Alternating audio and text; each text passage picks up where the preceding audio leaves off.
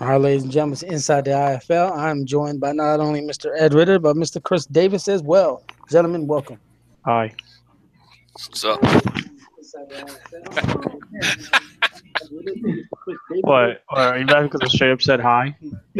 You're like, no, I'm hi. laughing at what TJ posted. Of all the coaches to pick, he had to pick that fucking guy. Fucking hardball. TJ's post is, Doug and Ed, come on. Every time I'm at work or leaving work, I'll listen to the replay. And it's a picture of hardball chucking his I plate see. in the air. That's a perfect representation of how a person would feel if when you miss something. Oh, man. Oh, I can that's literally funny. see TJ. Since I've had I'm one of the few guys I've had the honor to meet him, I can visually see him acting like that. God damn, every time I want to listen to the damn show. That's fucking great. Oh, I love That's it. priceless. Yes. All right. Week 1 is in the books. We had a few hiccups, a few little hang-ups, but that comes with the territory. I figured out the buffering issue I had when we were trying to run the San Diego Denver game is because the storm went through here. It messed up one of the towers that pinged signal, and it gave me a lag. I thought it was YouTube. Could explain why Chisholm was able to run the game without a problem. So, such is life. All is well, though. Remember, gentlemen, do your votes for the pick'em. Do your votes for the game of the week because that's going to determine the games. The last 4 games in the voting will be recorded games. Get me your playbooks before the end of tomorrow night. The sooner the better, because the sooner all playbooks come in, the sooner I can plug them in, the sooner Mr. Davis can record said action. So, looking at the game of the week, stats, what have you. Wow, looks like a landslide right now, but got plenty of guys who can vote yet. What were we saying? Before we get into all the action, why don't we make that announcement right now, since the gentleman is in the chat room? Please. Don't make them wait any longer. Yes. Well, before I mention that quote-unquote breaking news, and he is there, so hopefully Mr. P2P hangs out for a second. I do want to give a quick shout-out love to Mr. Thomas W. Goodhart, owner of the Green Bay Grizzlies. 48 hours ago, his house caught fire. $95,000 worth of damage to the house, $25,000 worth of damage to his belongings. Not a good situation. He's kind of homeless at the moment, so he's taking a step back from the league and owning his team. He ended up getting me his playbook this week in, and from my understanding, by the time he got the playbook in, within like 3-4 hours of submitting that playbook, the fire had happened. So he'll have his playbook changes for this week. At that point, we will put the team on autopilot, which means no playbook changes for his team until he gets things figured out, unless he can find someone on that team who's willing to maybe take over, because he's got some human players due to the draft. Maybe he'll hire one as a coach. We'll address that when we come to it. It's the least of my concerns. What I'm worried about is him getting his life back in order and getting his home taken care of and not being on the streets or whatever. So send him all the positive energy you can. Shoot him a message on Slack. That's at TWG Goodhart 80, I think is his name on there. Halftime. I forget what he called himself on Slack. I'd have to double check it, which I'm going to do right now, just in case guys want to send him. Yeah, it's TWG Halftime 80, which is Thomas W. Goodhart. Send him some love. Let him know you're thinking about him. I think he could use all that positive energy. I agree. All right.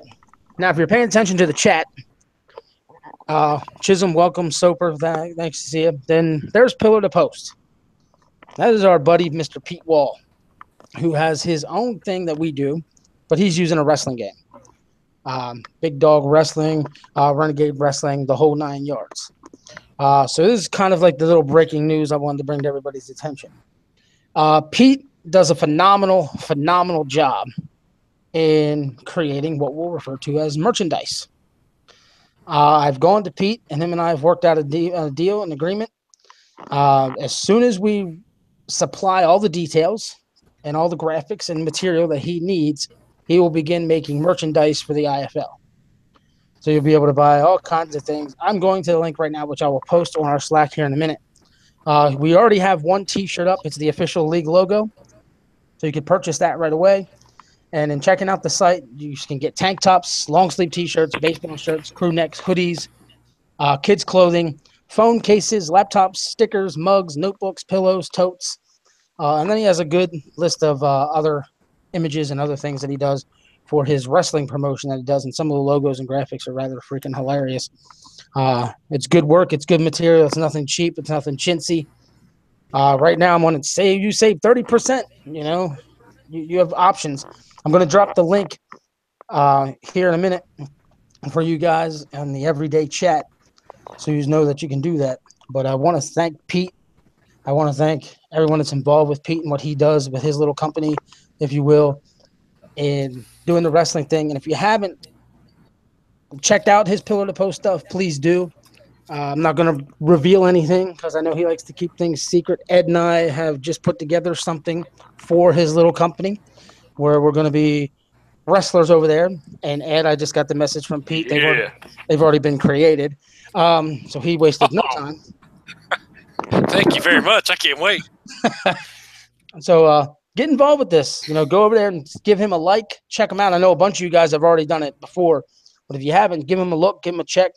Get involved, watch it, because I told Pete before, and I don't mind saying it again.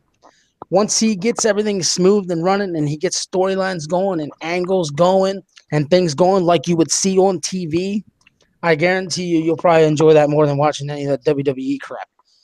So, again, thanks, Pete. I'm going to drop the link again for you guys in the Slack. Check them out. Get yourself the IFL t-shirt ASAP. And then we'll get some merchandise up. You know, we can get you images for your teams. I have all the graphics. I already got a hold of Kyle Walsh to get me the clean images of all the new teams, the updated logo of New York, and the updated logo of Tampa Bay. He did tell me, dude, everything going on. He's still recovering from the hurricane, things that went on with his mom. May she rest in peace. He might not get to everything at least until the new year, but the point is the stuff will be coming soon. But if you guys want to have a custom shirt logo or whatever, I'm sure Pete has no issues on that either. He just needs the image. So if you want to make something yourself, give me the material. I'll make sure the guy gets it, and we'll be good to go. And the prices are cheap over there. I'm looking at this site right now, and it's showing me that I can get this T-shirt for $14. That's not bad. That's a steal, actually.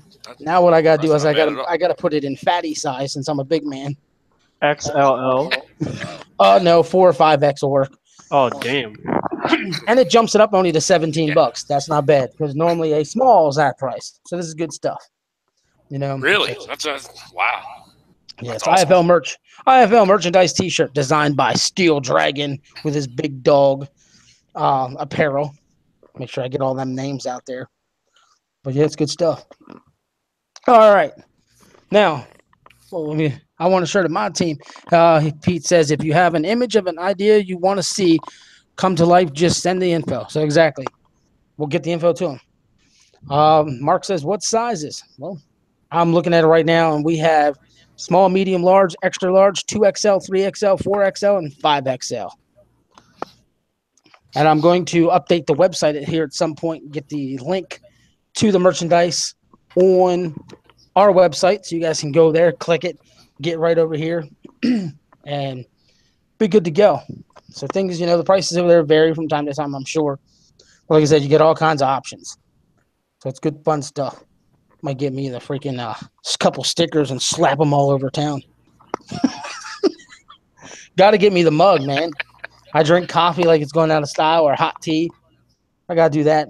Maybe I'll buy a couple of those throw pillows and put them on the couch and throw out these pieces of crap the wife bought. Oh, she'll love that. Oh. Chisholm says, I want a wrestler. Heck yeah. I told you, Pete. I get this talking over here. You're going to have more guys that want to help you out than you know what to do with. You might need 6 promotions. Honestly, I haven't, honestly, he might would add no to this because I have not played a wrestling game since WWE 12, and I've created a damn good wrestler. Now, if his wrestling league is any good, I'll actually get the game on the PC and fetch my character design and say, yo, I want my character on your show. So you might have another one up there. There you Oh, go. the game is good. I can tell you now, the game is good. I I have. stuff all the time, I must say, I and have heard the game has been good, but I also have heard like something they do need to work out. Now I'll find out and see for sure. If you think it's good, I'll most definitely check it out because it's off of PC right oh yeah, now. it's good. So I'll grab that. Yeah, it's good. Sweet. What Pete does with his stuff is awesome. His commentating during matches are, I'm telling you, he will crack you up. He'll at some point there you shake your head and go, did he really just say that? Oh yeah. Yeah, I must say because I have seen some wrestlers like him, which in this case I'm pretty sure he knows what they're called. I'm pretty sure I've seen some call leagues that's similar to his. I'm pretty sure he knows the ones that I'm about to name right now. I have seen SCAW before. I have seen which is a superstars that call something like that, where it has all these crazy characters like from anime and from cartoons and from actual football players or something like that. But this one guy does. So I have seen that. I have seen I think it was Anime Championship Wrestler or some shit like that. So yeah, I have seen a couple of them that use WWE. I think 13 or 14 pretty damn well. So I'll check his out probably when this podcast is over and see how good they are. I have seen like 5 minutes of it, but I haven't been able to pay attention for it. So I'll find out for sure. There you go. Cool. Well, and like I said, I'll give you guys the link to his site as well. If you guys want it, just hit me up then on Slack, off the air, whatever, and we'll get you to it. And you can give him a look. Just letting everybody know now, I posted it on the IFL announcements on Slack. I put breaking news. The IFL now has merchandise. There's the link. Says team logos and material coming soon, which we've just discussed. So yeah, it's gonna be fun stuff. Definitely gonna get me a team shirt. Yeah, Pete says it's the best so far, but that's great. But I'm happy. I want to thank Ramos for joining us because he's in there. Soper says he's been waiting for a creator wrestler style league. Well, I've been a part of this pillar to post for what? I want to say 6, 7, 8 months. I think something like that. I'd have to double check, but it's been fun. I've already been a former tag team champion. My tag team partner was Dwayne D. Bathtub. That is not. For a second, I thought you was gonna say Ritter, but okay. No. Dwayne D. Bathtub. It was always freaking hilarious. I swear Ramos wants to know if the merchandise has free shipping to Mexico. He's down there in Mexico. That's right. Pete, we just helped you go even more international than you already were. We have a Mexican owner who thinks he's Japanese. Long story. But let's get Pete's going, what? Yeah, I'm sure he is. How about I would like to see Pete create a Japanese, Chinese style wrestler carries tacos to the ring. No, that would be. Oh my God. All right. Good Lord, wouldn't that be something? only that were possible. Because I know Ed will be getting off the air here roughly 3:30 at the latest. That's about what time I'll be getting off the air. So we might as well get into week 1. Yeah, we need to get into this so I can. I'll go over the scores.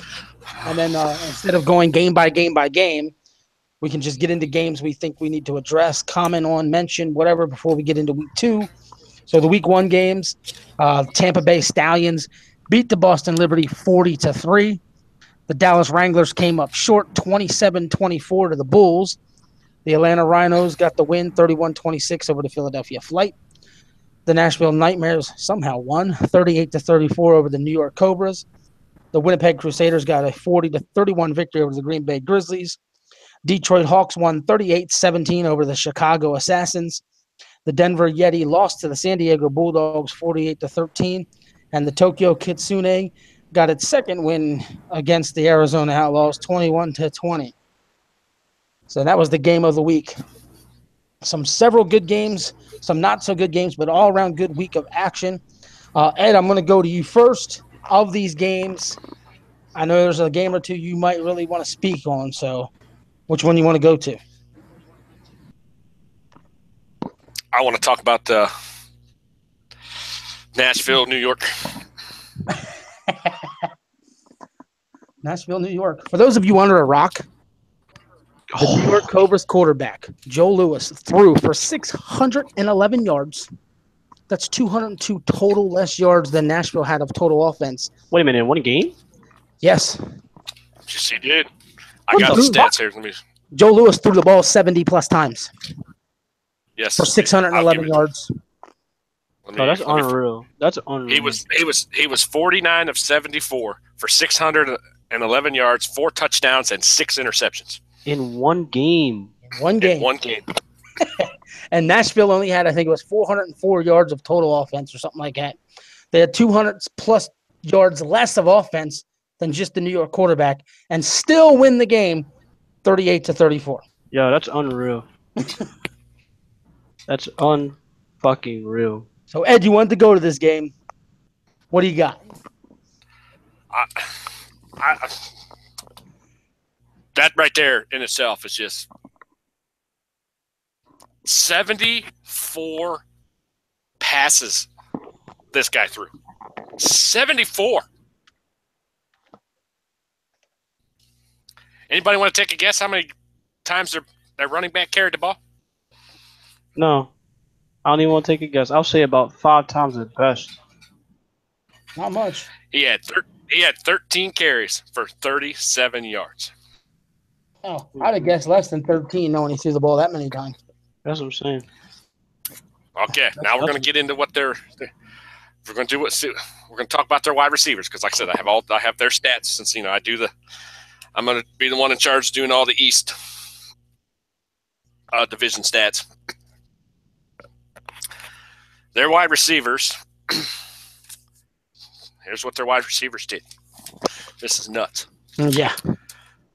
The running back had 8 catches for 23 yards and a touchdown. Okay, simple. Yeah. Drew Ritter had 17 catches for 149 yards and a touchdown. 17 catches, ladies and gentlemen. 17. That's a record. Fuck that. Okay. For how many yards? Now wait till you hear. That's an APF record. 149. 17 catches, 149, and a touchdown. Now here comes the big one. Here comes the big one. Remember, Zeli was my pick for MVP. Go ahead. 12 catches, 311 yards, and 2 touchdowns. That's an APF record. I still don't give a fuck what people say. That motherfucker caught 17 balls. And then 311 yards receiving hits me harder than 17 catches. That's crazy. Yes, that's a record for both. and then their third wide receiver had 5 catches for 51 yards. Mm. Oh, that's crazy. Wow. Well, here's what I have to say. I'm going to send this message to Stevie T. Diggs. And until I see differently this season on a regular basis, to the guy joining us right now, Mr. Davis. These two guys ran the ball down people's throats last year and struggled to throw the ball. Maybe one of you three want to close your team down and join each other and you take each other's running and Taco's passing game, and I don't know if you'd ever lose a game. Negative. He said negative. Oh, my God. One thing's for sure, he's figured out the passing game. 74 passes. I can't get over it. 17 catches by one receiver, 311 yards receiving by the other receiver. I don't even know where to go with that. There's not much I can say. One other thing about this game. Because, we were told by the old man, we're supposed to talk about his guy on every show. This is cornerback, and I believe he's a gold. Yes. Gold cornerback, C.J. Coates. In this game, 3 tackles, no assist, no sacks, 1 pass deflection, and no interceptions. All right, let me channel my inner C.J. Coates for a minute. Well, guys, it because they didn't throw my way because I'm a shutdown corner. They avoided me, so my stats gonna be a little lower. Is that what he sounds like? No. Oh, shit. Is that what he sounds like? Oh, hell. That was great. Oh, man. No, but we definitely got to get him on the air here with us one day. But that's definitely something he would say. Yeah, that's exactly what he would say. He doesn't sound like that, but that's exactly what he would say. I'm just like, wow. You know, he talks a big game, but boy, his players sure as hell didn't show up. What are you worried about, guy? Because, you know, King Kong Godzilla ain't got nothing on his guy. Oh, man. Well, I don't know. You keep playing like that, you might be out of the league. Oh, shit. Oh. So is there anything else about that particular game you want to bring up? No. No, I just want to kind of talk about their stuff because I'm shocked at, like you said, 74 passes. Hit, you know, 311 yards receiving. That. Yeah. I mean, that's just crazy. That's insane. Absolutely insane is right. Wow. Yeah, we'll see. We'll see what he can do. So this is going to be interesting this week for them, and we'll get into it because they are playing against the third-ranked passing defense. So we'll get into that one too. But Chris, anything from week 1 you want to cover? I would say all the stunners that happened. I mean, who would have stood up there and really thought that Arizona was gonna lose to Tokyo twice, regardless? I picked him. You did. Oh, by the way, Doug, you did say something about what would happen with the Atlanta Rhinos in the Philadelphia flight game. Yes. I'm pretty sure you haven't touched on that yet. That's also an upset for sure. Rhinos are a new team. Flight was an established franchise. That's an upset. Yep, it is. If I look at the games, you want to talk about stunners. For me, upsets, stunners. The Rhinos winning to me is an upset. Nashville winning is an upset to me. Detroit beating Chicago is an upset to me just because we know the mismatch that they had. The Bulldogs beating the Yeti, I won't call that an upset, but in the way they did is quote-unquote an upset. Considering Tokyo is 1-1 all-time going against Arizona going into this game, I don't know if I'd call it an upset, but because of Arizona's history, you almost have to. But Tokyo is now 2-1 against them. Yes, they are. They're 2-1. They, in a sense, own them. You know, and I don't know if you want to call it an upset, but Dallas only losing by 3 to Baltimore, I don't call it an upset, but I call that something interesting. The fact that they were in the game the whole time against in what was consensusly the second best team we had in the league last year. Other than that, there's not much else to really talk about. You know, but going into these games, I do want to say, for those of you interested in quote unquote stats and statistics, I put together total offense and defense. So you know the current overall total offense and total defenses of each team or whatever. Instead of getting into total passing and rushing and going into overall yards, I'm just going to go through the list 1 to 16, the total offense. I think it's pretty obvious and pretty clear when you know the team throws for 611 passing. New York's got the number 1 offense. San Diego comes in at 2. Detroit is 3. Winnipeg is 4. Green Bay is 5. Nashville is 6. Philadelphia is 7. Tampa Bay is 8. Baltimore is 9. Atlanta is 10. Chicago is 11. Tokyo is 12. Denver 13. Arizona 14. Dallas 15. And Boston 16. Defensively, the number 1 ranked defense is Tampa Bay.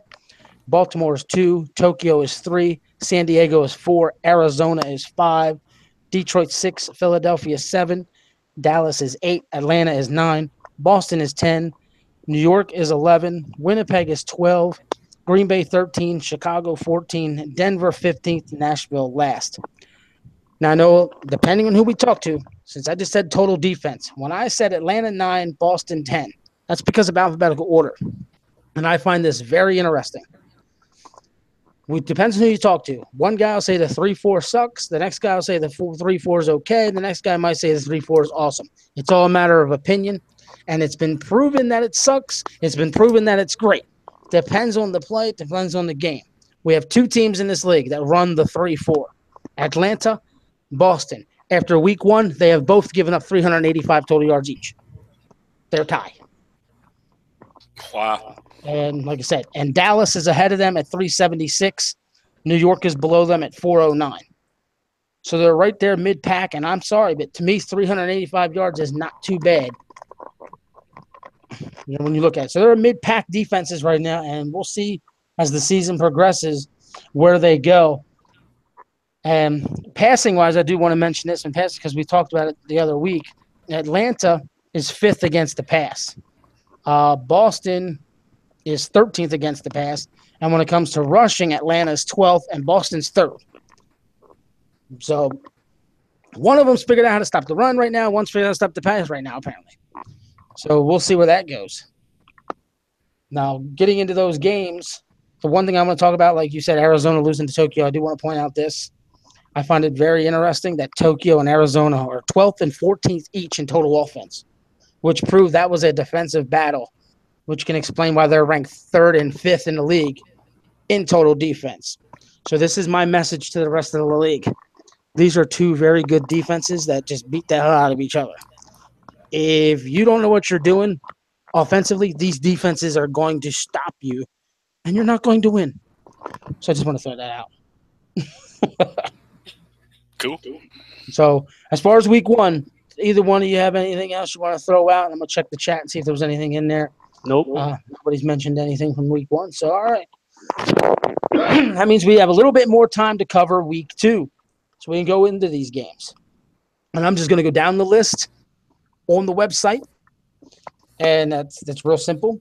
We've got the Nashville Nightmares, who come in 1-0. And they're taking on the 0-1 Dallas Wranglers. 2 expansion teams. 2 expansion teams that, regardless of wins and losses in preseason and week 1, both have looked very well. Looked very good. I can see a very good game coming out of this one. Whichever one of you want to take it first, go ahead. You go ahead. Oh, I can see this becoming a very good game. I mean, look what Dallas did against Baltimore. And look what Nashville did against the Cobras. Now they got to play each other. Yep. Now we'll see which of the expansion teams is the better team. Because they proved they can play with guys that have been in the league already.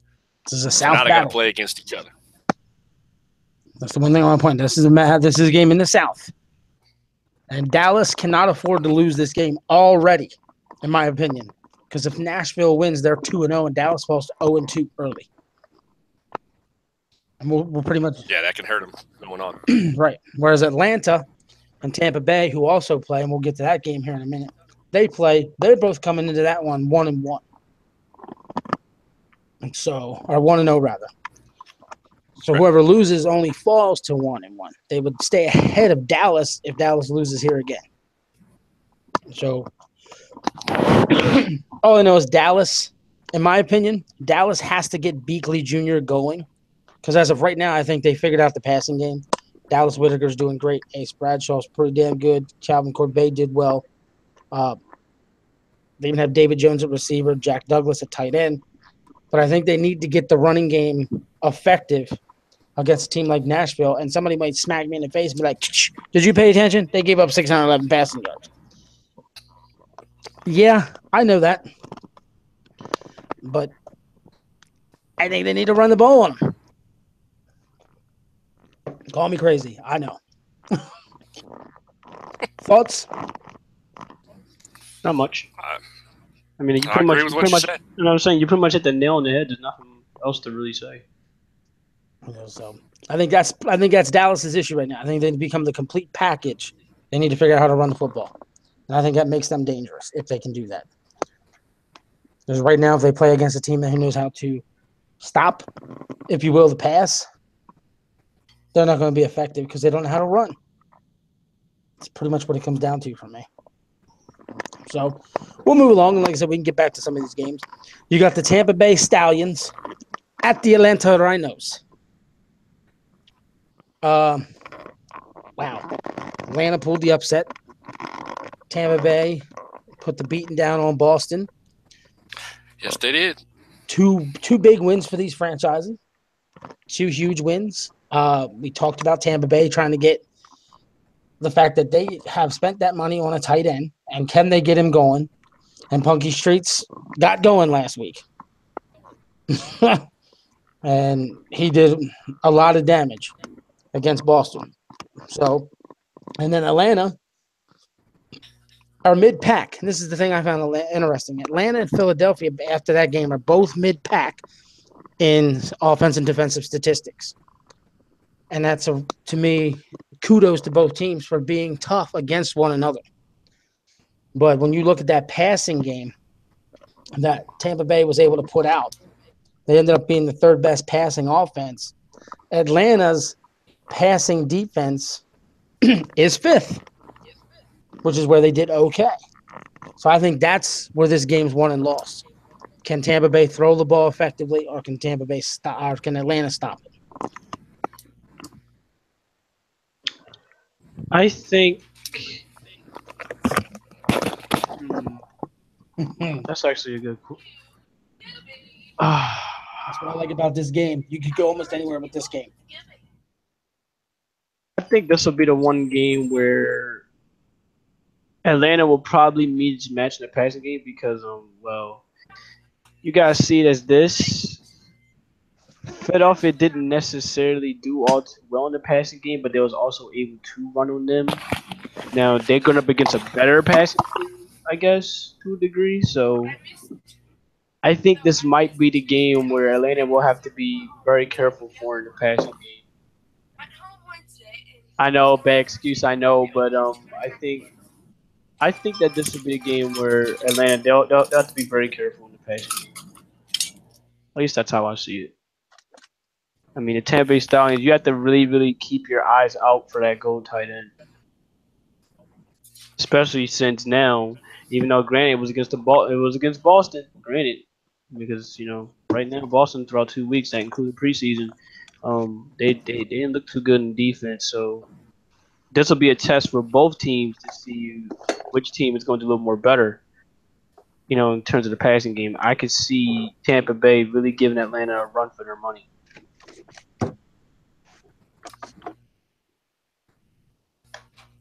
Now I don't know if Atlanta got anybody on the offensive side of the. Oh, I'm sorry. I don't know if Atlanta got anybody on the defensive side of the ball, linebacker that can effectively cover that goal tight end.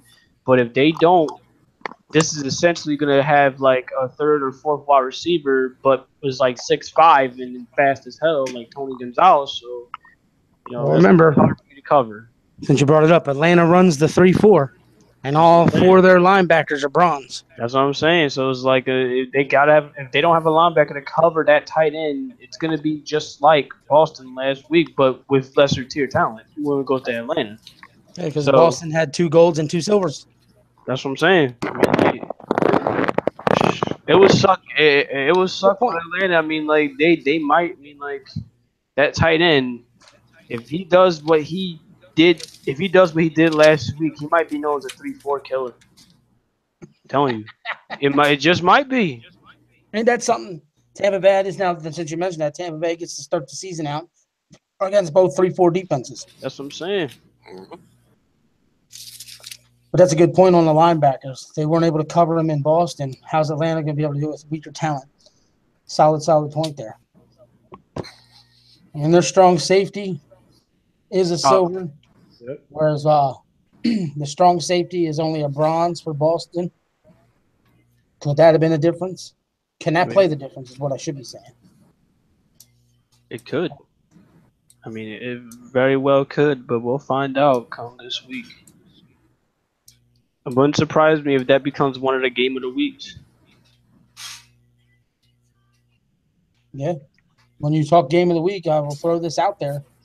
When you go to the game of the week voting, since everybody knows we got to vote for game of the week, that game that we're discussing right now, Tampa Bay and Atlanta, is leading the vote.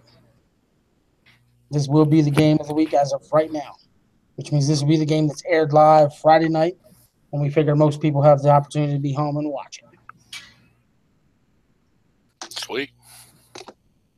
Please delete some of these. Please ban some of these goddamn things. I don't know where they're coming from. We getting more again? Yes, Oh, we're getting a bunch of them. ban it. Ban it. The only good thing that coming out of it is they're giving us views, but other than that, ban it. Yeah, I love it. Thanks for the views, you dumb motherfuckers. Well, tell us how you really feel there, Mr. Davis. That is how I feel. Wow. Oh, shit. All right. I think we pretty much covered that one. Like I said, we can go more to these games then later this week. 'Cause Ed and I are trying to go onto the a schedule. I'll let you guys know. We're trying to go with a Yes. 2 p.m. Monday schedule and a 2 p.m. Friday schedule with Inside the IFLs. And we're going to try and make that routine each week.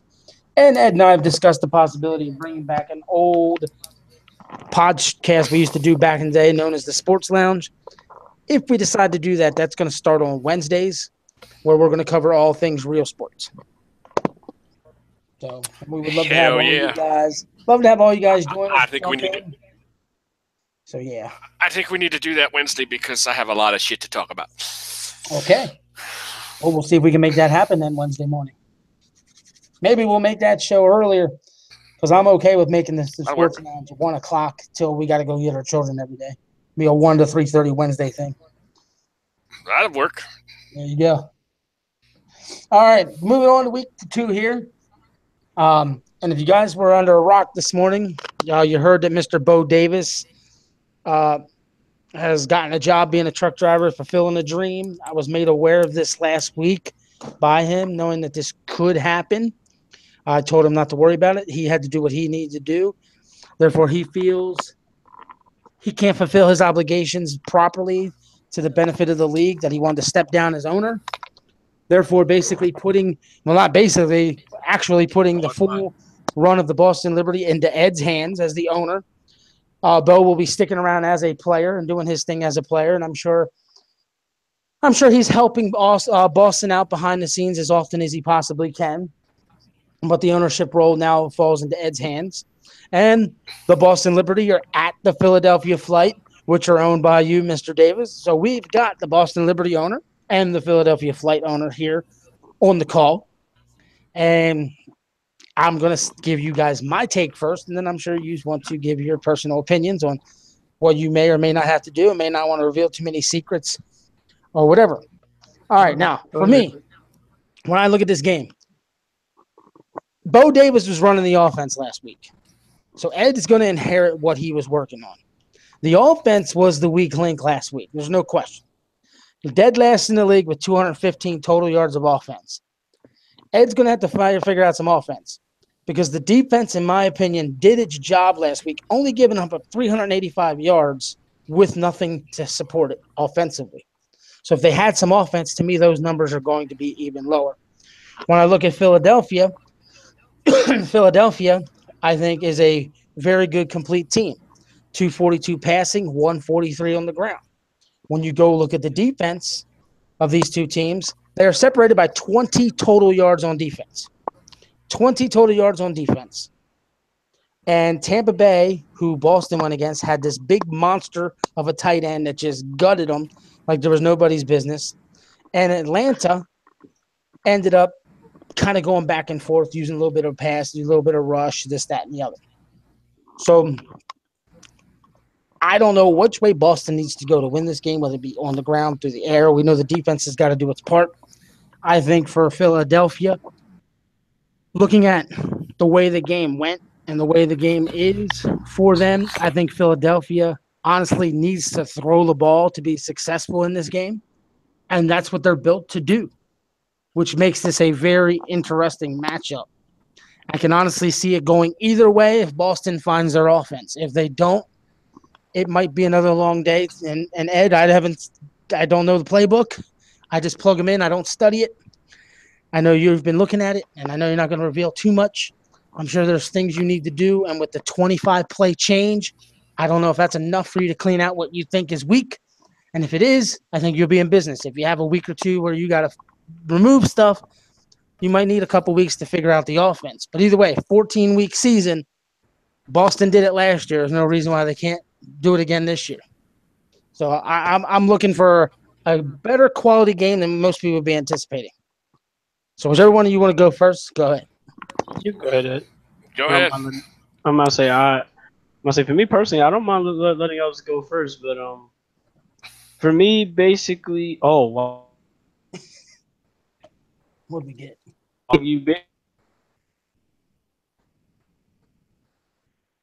Uh-oh. He must have saw something's got his attention. I have no idea. Don't know. He said, "Oh well," when he went. What the hell is he doing? I have no idea. But I agree with what you said. Ladies and gentlemen, the flight has already been defeated. If I can't find the right offense, awesome, and I'm all right with that. guys. Can you hear me? Yeah, we can hear you now. We got you. What in the world happened? Yeah, to basically sum up, I mean, like what you just said sums up what happened last week with how we lost. I mean, like we just couldn't finish. We literally had the Rhinos exactly where we wanted them, and we couldn't just finish. I mean, there's not much really that I have to change. There's not much really that I have to do. I just gotta hope the team finishes. Now, it's not any play. Now, there's some playbook changes here and there that I will be making changes to, but it's like, other than that, what's there for me to change? What's there for me to do? There's not much I can do. I have to hope the players go out and do their thing, and hopefully that'll be the case. I mean, like, that's pretty much. I mean, it's pretty much it. Not much I can. Wow. Yeah. Honest thoughts. I like it. My honest thoughts were this: if I don't get the offense going, I'm in trouble. Yeah. About my defense, I can tell you that now. Yeah. Well, like I said, I'll say it again about your defense. My offense, considering.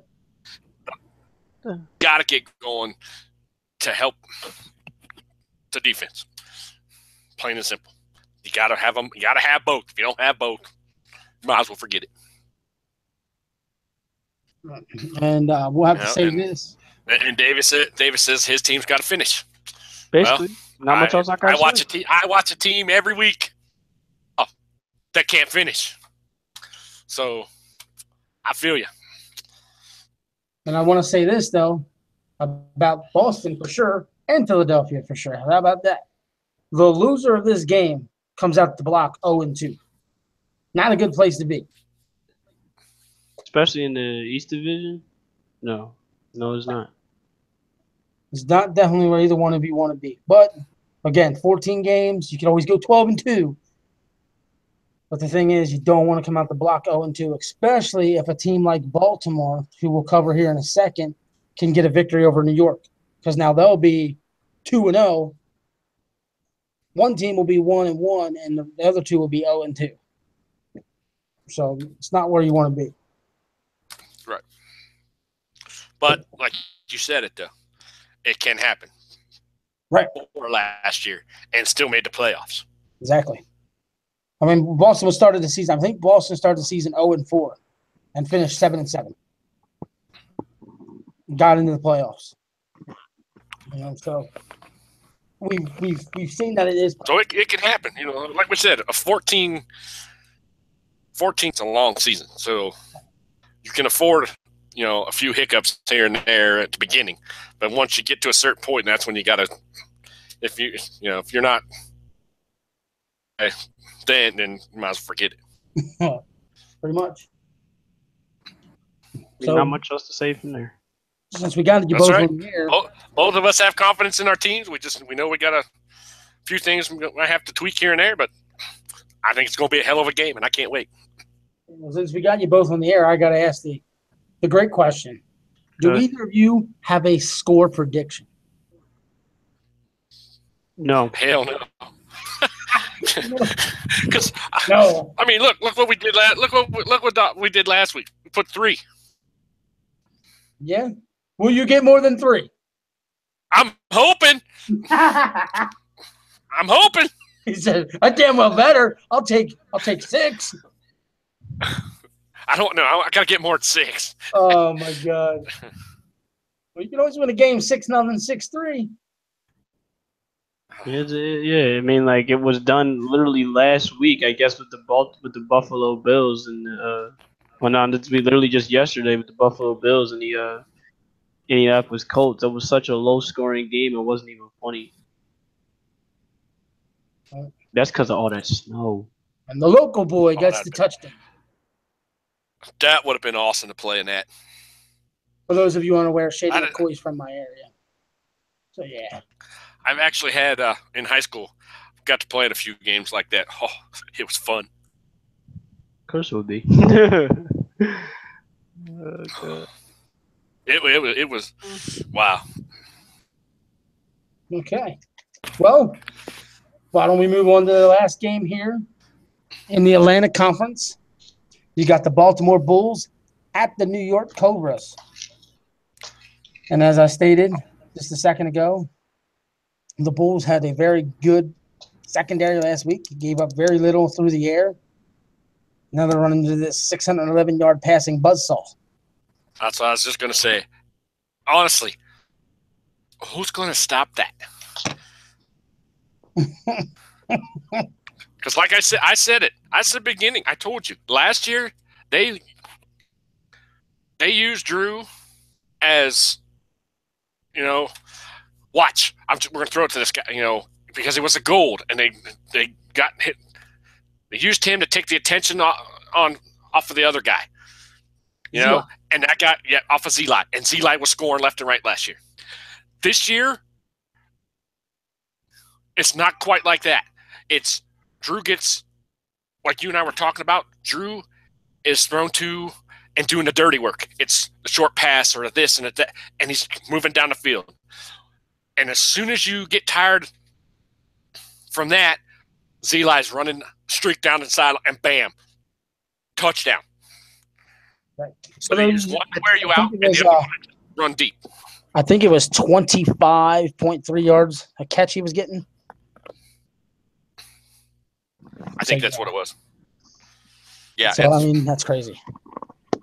25 yards of reception. And he had 311 yards. So, yeah, and then Drew's guy, Drew Ritter, had what? Under 10 yards of reception. Yeah, so it's kind of like the reverse of a running game where you got the thunder and the lightning.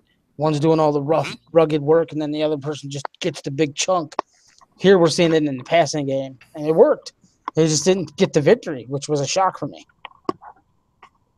And like I said, it's not often you're going to read a stat line: 611 passing yards, and then right next to it says lost. Huh? Yeah, and like I said, though, they threw it 17 times, or at least he had 17 receptions. Zeli had 12, and then their third receiver had 5 for 51 yards. So honestly, how is anybody going to stop that if they're throwing it to all those guys? Plus, they threw it to the running back. He had 8 receptions. Right. So it's clearly they're throwing the ball all over the place with that ball. I know. For me personally, I thought it was a great game. And this game, I'm just curious as to what Baltimore does, because we all know Baltimore, and I said it before the games this week, Baltimore's the type of team where they only need 20-some points to win. They won another game this week with the low-scoring game. And that's what they do. You're not going to be in a low-scoring game with New York. And when New York's going to put up its 30. Can Baltimore hit the 30-point range? The thing is that if you do end up taking New York to a low-score game, you basically win the game. I mean, you shut down that offense, you got them. But that's easier said than done. Right. And that makes that very interesting. I'm very curious as to what they can do.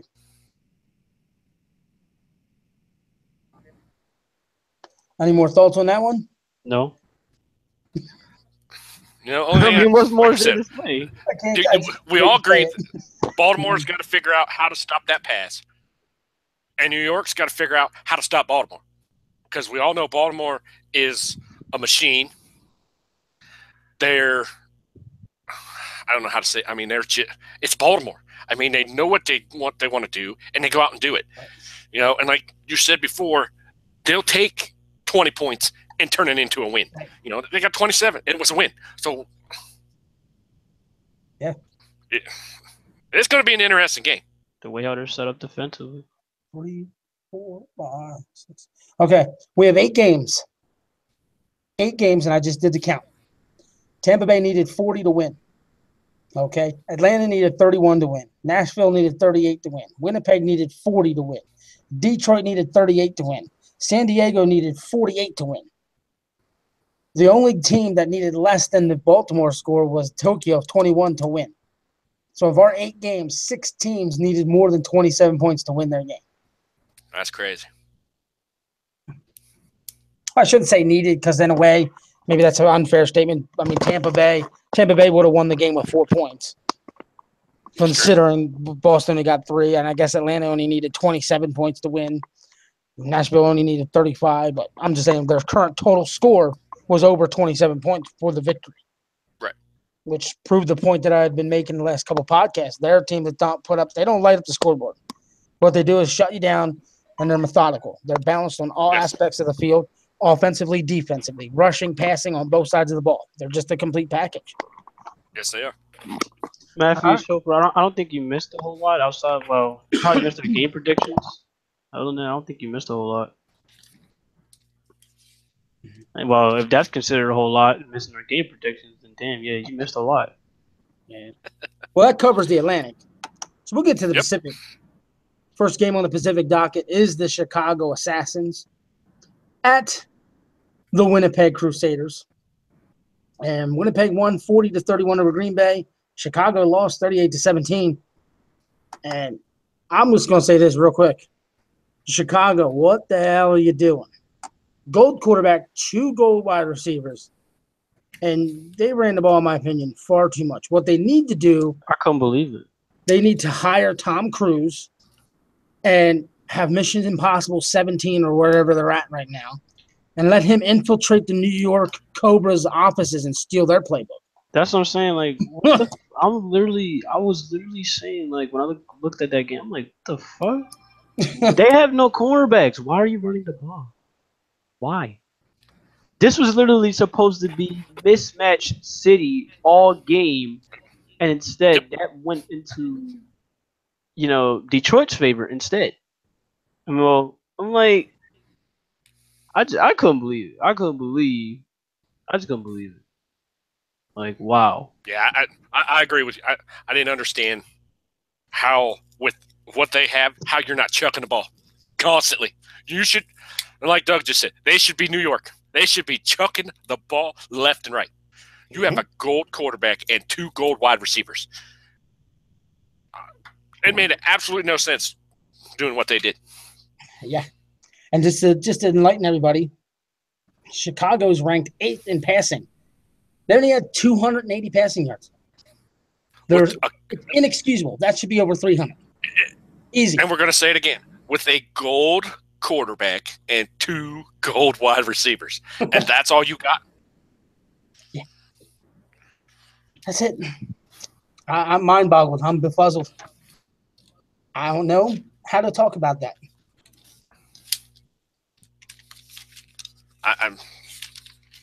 We're all seem to be the same thing. We all don't. I mean, we're all kind of. I mean, and you go and look at New York, who has the gold quarterback but 2 silver wide receivers, and that quarterback threw for 611 yards. Yeah. How did the gold on Chicago not do that or surpass that? Especially going against a team that has no star corners. Should have lit that team up. He should have just threw. And you didn't do it. Plain and simple. You didn't do it. You did not take advantage of the advantage that you had. And all 3 of us on this show agree with it. Because all of us were saying it. That was your advantage. You should have tore that team up. By the way, yes, give Detroit credit. Say that again?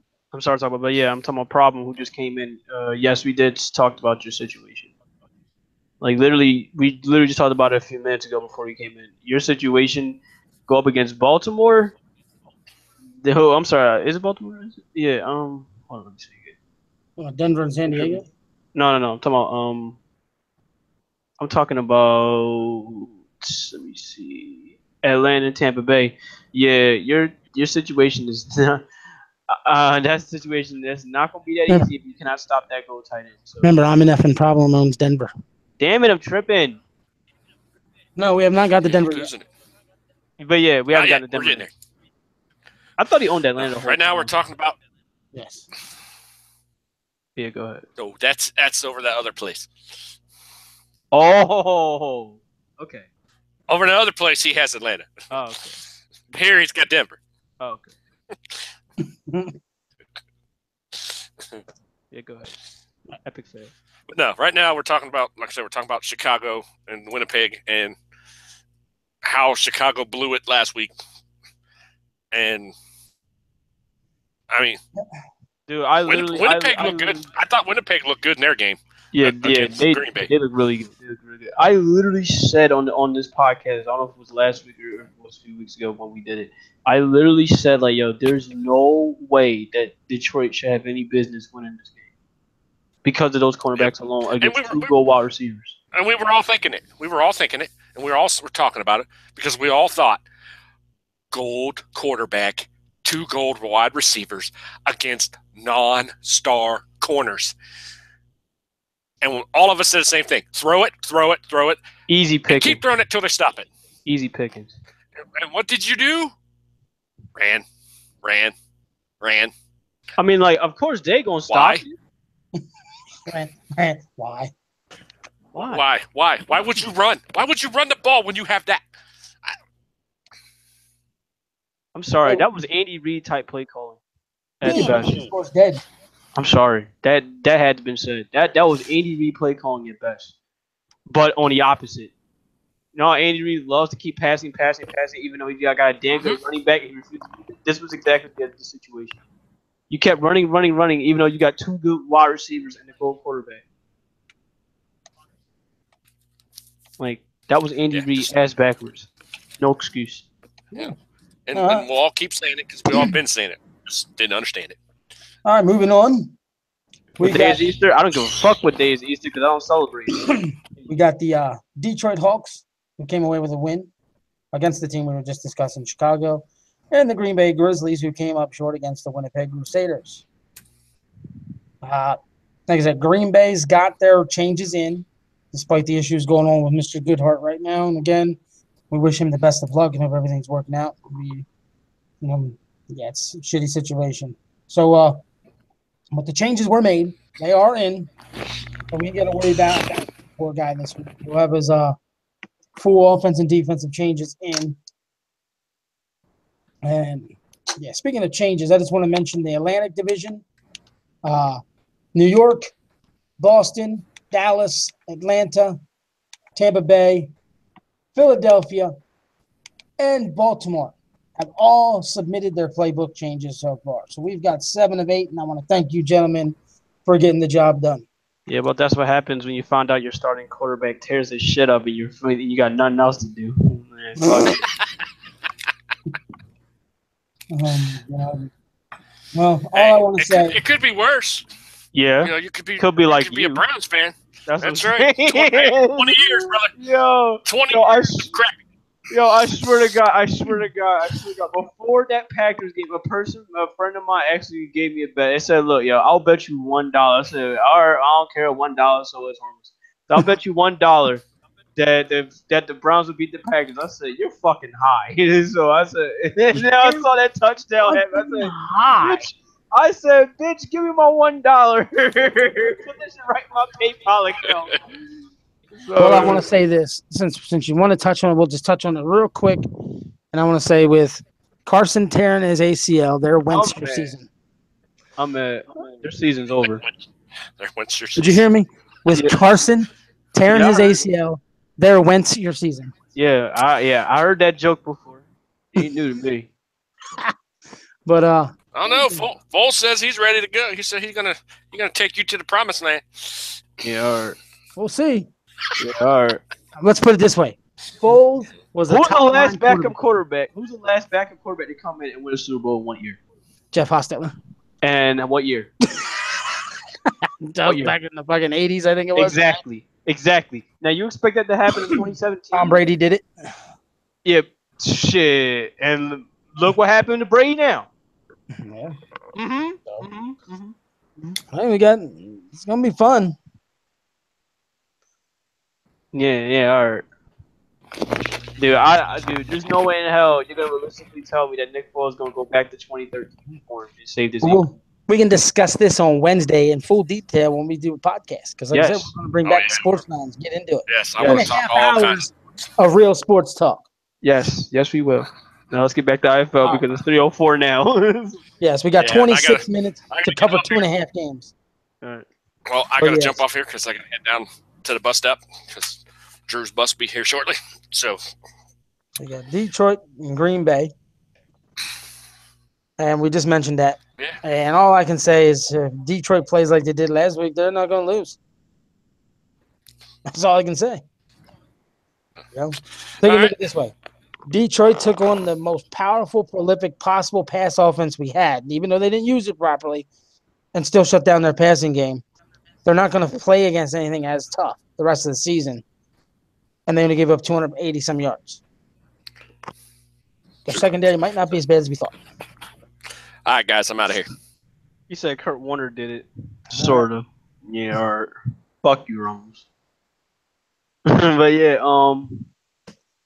yeah, man, it's like, I'm sorry, yo. Like, I'm sorry. There's just no way, dog.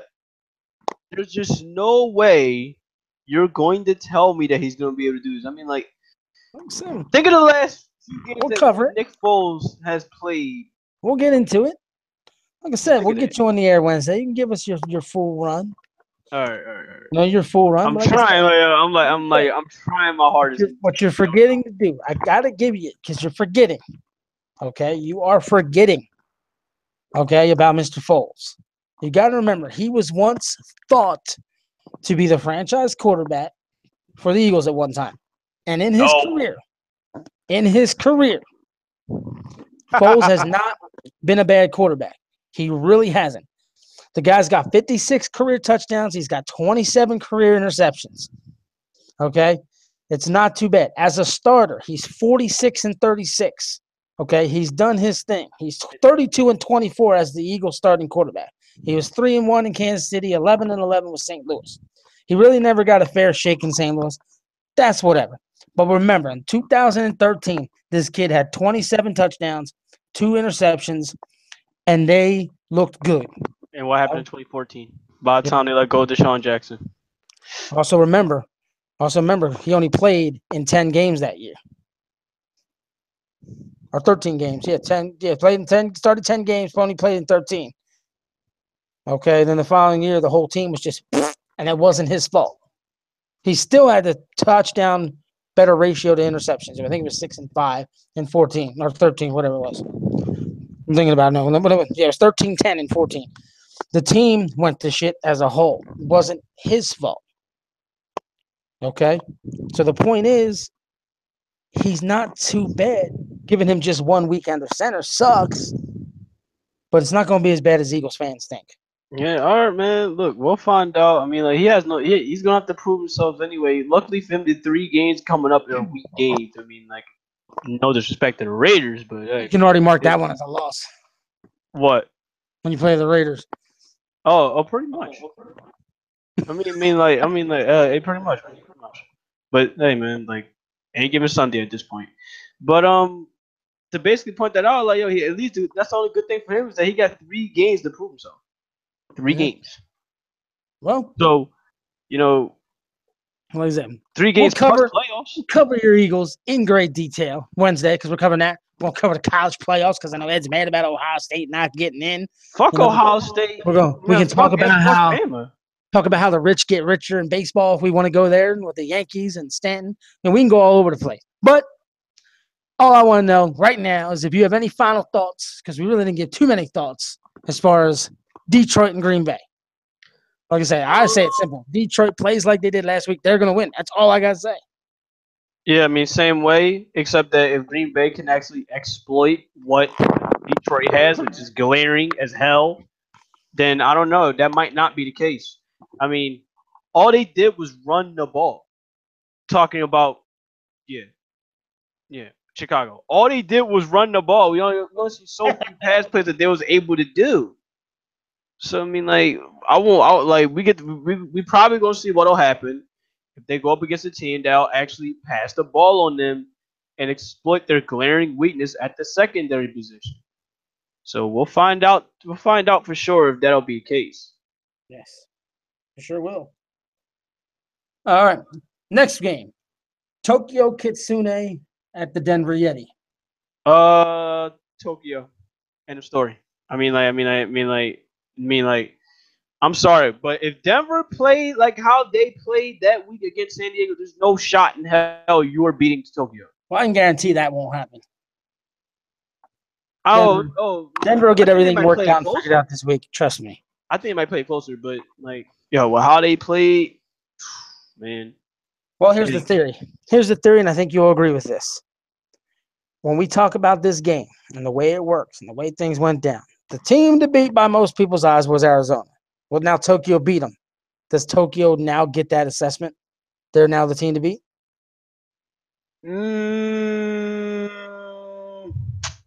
Because if they're not, I want to say yes, but this is the thing. Like, you still have to keep your eyes out for Arizona. So I'm saying though, if they're not the team to beat, does it still stay with Arizona, even though they just lost? Because if it's not Arizona, where else do you look? It's got yes. I mean, like, I'm sorry, but look, Tokyo has proved. Tokyo. Tokyo has proven they can beat Arizona, but at the same time, outside of Arizona, who's really been stopping? Outside of Arizona, outside of Tokyo, who's really been stopping Arizona? This is true. So that's why I said I kind of want to give the edge to Tokyo, but at the same time, we've seen this before. So, for right now, I'm still giving it. I'm still gonna give it to Arizona until other teams prove me otherwise. But at the same time, Tokyo's no pushover, so this is what I mean when I say Denver cannot come out flat like they did. They can't do that. You can't do that. You can't come out flat like you did against San Diego. Or this will be a ball game where instead of it being a close game that we expected to be, it's gonna be a blowout. Yeah. Well, we'll find out. Like I said, I think Denver will rebound. I guarantee it. I think Denver will be a much better team this week. I think all issues will square themselves away this week. And I think this is going to be a really, really good game. I agree. Well, then we got one final game. The San Diego Bulldogs at the Arizona Outlaws.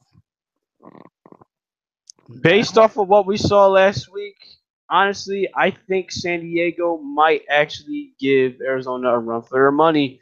So much to the point where we just talked about as Arizona being a team to beat. If San Diego becomes a team to beat, then it's really going to start raising questions as who's going to be team to beat. Right. Now, I don't know if it was Denver or if it was Denver that was talking a lot of smack in the offseason saying, we can't wait to beat such and such team, can't wait to beat Arizona or something like that. This is what I do know. If I'm San Diego, man, you gotta be coming off some confidence after that game, and you have to wonder, okay, you beat Denver like that, then you really gotta you know that you can bring your A game against the Super Bowl, the Victory Bowl defending champions. So, I would actually like to see this happen. I think between that game and the game we mentioned earlier, I think it was in the Pacific one or Atlantic one. We really got two games that are up for game of the week. This is definitely one of them, especially if San Diego can, do what they did last week to Arizona. But I don't expect Arizona to sit by and let that happen. So, that's what's going to make this matchup all the more interesting to look at. Right. Well, I'll say this. I believe San Diego has a very good chance at winning this game. A very good chance because of what we just saw out of them. Arizona looked very flat offensively, They did. very flat. Now the defense is there. The defense is still there, and that was the thing that put them over the top last year. But the offense looked flat. If they can't bring that up, they will lose this game and start the season 0-2. Which is very weird. I mean, who would have seen that coming, huh? I mean, it's crazy enough they lost to I mean, long credit they lost to Tokyo, but you know, twice. But then you lose twice in the season Right. after coming off of a one-loss season, potentially undefeated season. So that would be crazy. I mean, I don't think anybody would have seen that coming.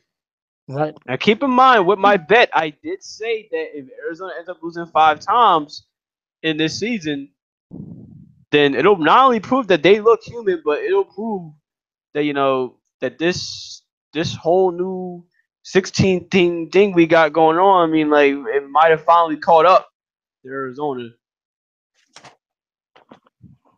Right. You do have 4 new teams.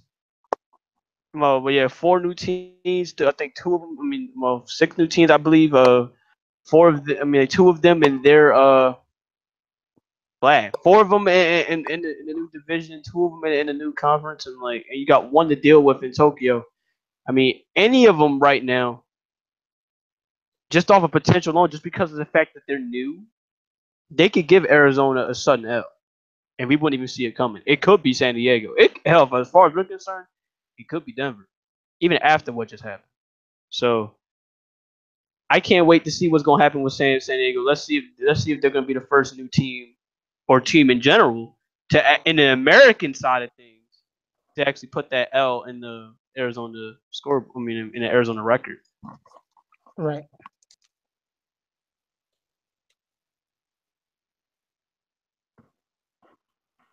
It's gonna be interesting. I don't even know what to say if they go 0-2. Yeah, I mean, like that. Now, like I said, that would be just a complete stunner. Them going 0-2 on the season. I don't think anybody saw that coming. I really don't think anybody saw that coming. I mean, it could potentially happen, but if it does happen, I mean, like, wow. Right.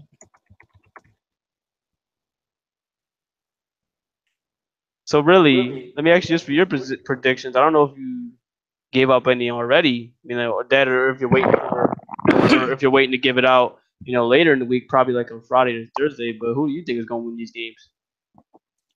In all honesty, I haven't really broke down all these games enough to give a fair assessment.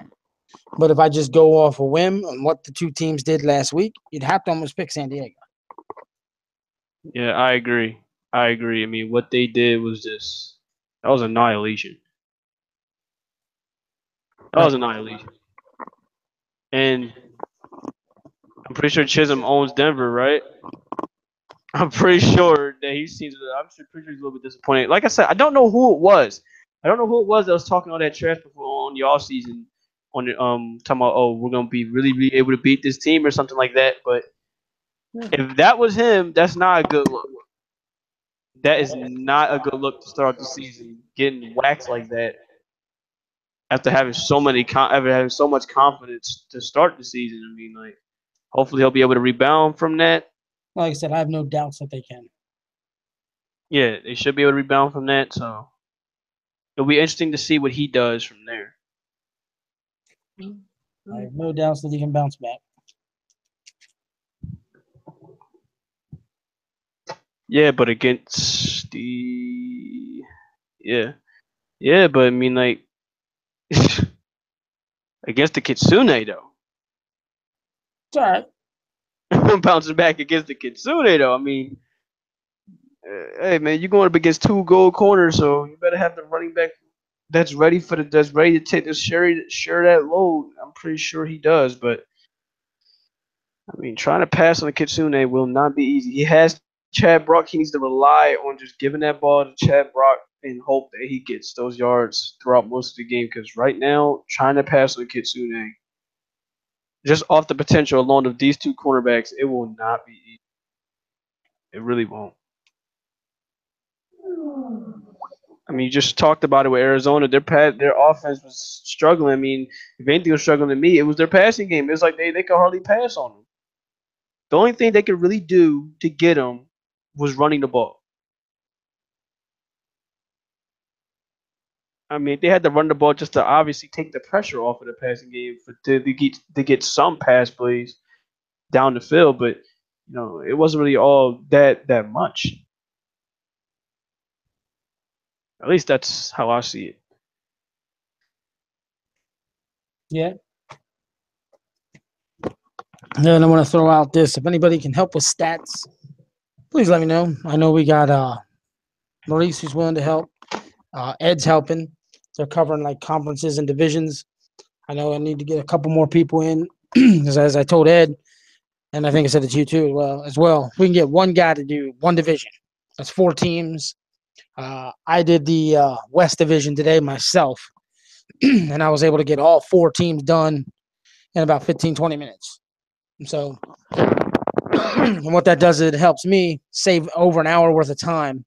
Then, and then what I also got to do is once I get all these stats sent to me, I got to add them up to the previous week's stats. Now, this week, it's just they are what they are, and I put them in order. I still got to create the HTML grids to put the stats in to make it look good so it's just not a bunch of text. Like I said, if you go to the stats page now, you'll see the total offense and defenses are posted, but it's just in typical text form. Looks sloppy, but I wanted to get something up to at least get the grid going so you guys have something to look at as far as team stats go. So where you might know where to attack a team when you're preparing your team and setting up your playbooks this week. But I got to get all that stuff in order, all them things in order. And between working third shift, waking up, and pretty much getting to my kids, I don't have the luxury of a lot of free time. And I got a lot of stuff I got to do with updating this league and working on this league because it goes from updating the website, which I kind of did the front page today, to preparing the games, setting up the games, running my half of the games, doing these podcasts. There's all kinds of stuff that I got to do. And then I got, being a father, being an employee at my job. So, there's a lot on the plate. And so every little bit somebody does steps up to help, takes a lot off my plate, and it improves not only what we have to do here, it gives me more time for other things, like getting the time available to go talk to someone like a Pete Wall this week and saying, hey, do you want to do merchandise for us? And he's all for it. And we got it all worked out where that's happening, and things like that. So, I mean, it's going to be fun stuff. We just need a few more guys to step up. I want to give another shout out to Mr. Chisholm for running the game this week because without him, man, shit would have sucked. Most likely, I mean, my God, I mean, with Lifesaver. everything had the potential to suck this week. It's a good thing I found my laptop charger that actually works, but it won't be long. My mom actually did ask me, did I buy the thing I was looking for? I said I was going. I told her I didn't buy it yet until I waited for her to give the word. So that would mean probably very very soon I will be getting that Elgato, and I'm probably going to throw out this HD PVR or something like that. Either throw it out or just keep it and try to sell it off. I should try to sell it off because it's actually like $150. So it won't be long until I get that Elgato, and then you guys won't ever have to worry about me complaining about some power issues. Or you hang on to it in case something happens to the other one. True, I could do that. There's a whole bunch of options you got. True. Maybe I'll send it over to Ramos. I don't know if he needs one, but I'll probably send it over to him. There you go. Because he's nice like that. Ow, my ass. But yeah, I'm just it's just not that far off now, people.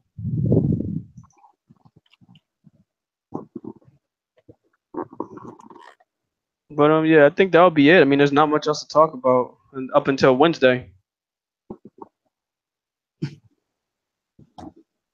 Thing is, I don't know if I'll be there on Wednesday because I'll probably be trying to work out on that day. I'll probably be there to make it quick, but then I'll be out.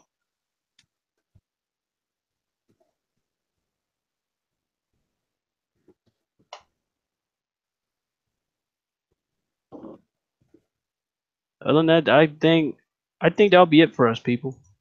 I think that'll be it. Ed, You gonna wrap it up at any point? I mean, you gonna wrap up at any point, Doug? Oh yeah, right now I'm currently dealing with some bullshit drama that I gotta handle. Yeah, with spam Ducks. No, nothing like that. Shit that I don't want to bring out in the open with the league and shit because I don't need the drama okay. or whatever.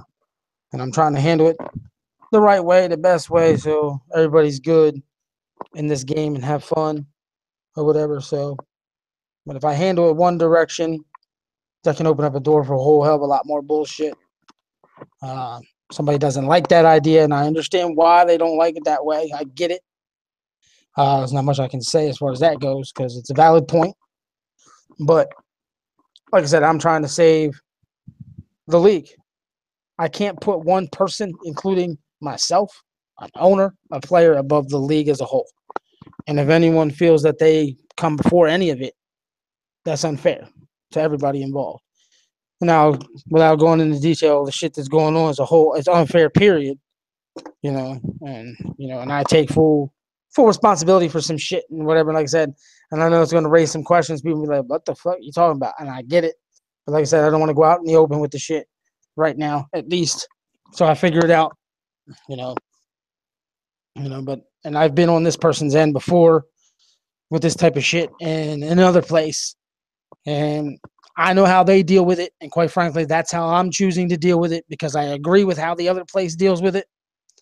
And that's what I'm doing right now. So, like I said, it is what it is.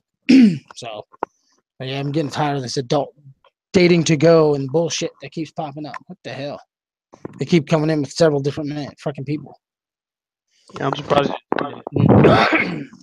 But yeah, that's just about it. I mean, there's not much else for us to really talk about. I guess we're gonna discuss more. We're really gonna be getting into serious discussions on Wednesday. I can see that already. You and Egg gonna really get into it on Wednesday. It sucks. I'm probably not gonna be there for it. I'm probably in, probably not. Depending on how the weather is, because with me right now, well, how this cold weather stuff would be, it'd be no point of me trying to go work out when it's winter time and it's cold as shit, and I have to wait outside for a bus and wait 40 to 50 minutes. So, that'll all depend. But other than that, I actually can't wait for Wednesday to see what will happen when we make this discussion, talking about college, talking about the NFL. Yep. Like you said, though, before we end this, I'm going to remind all owners playbooks are due before the end of the day tomorrow. I'm already in the process now plugging in a bunch of playbooks. I've already said which playbooks were in for the Atlantic. I'm going to try and quickly look here and see what I have for the Pacific. Make sure I'm not crazy. Let's see what we got here. With the teams. All right. I do not have the Crusaders playbook yet. So I have the Outlaws, I have the Bulldogs, I have the Grizzlies, and I have the Assassins. So I got half the Pacific. So I'm down to 5 teams. So 11 teams have already submitted their playbooks, 5 to go. That's pretty good. So guys are submitting their playbooks way early, which is good. So, all right, if you ain't got no more final comments, I'll wrap this one up. Nope. And then I'll go work on these playbooks for another 15 minutes where I got to go get the kids from the bus stop. And then we'll figure it out from there. So, all right. No comments? Just about it. No comments. Well, then for all you guys who are here, appreciate it. I'll have to get in touch with somebody here after this show, work on something with that person. Keep everything civil and peaceful and loving and what have you. And what the hell? Wow, something just like popped up out of nowhere on my screen. I don't even know where it came from. But nonetheless, appreciate everybody being on the show. You and Ed for being here. Everybody was in the freaking chat room. And remember, we got the merchandise now. Check out the link and you can get yourself some T-shirts. And like I said, if you have an individual logo you want to use, like I know some of you have your custom avatars, like Denver Yeti, they have a custom avatar. If they want to use that avatar, I don't know how big it has to be. That's something I have to figure out. We can send it to them and get that on a T-shirt or something. So, nonetheless, this was Inside the IFL. and we'll catch your asses down the road. Later.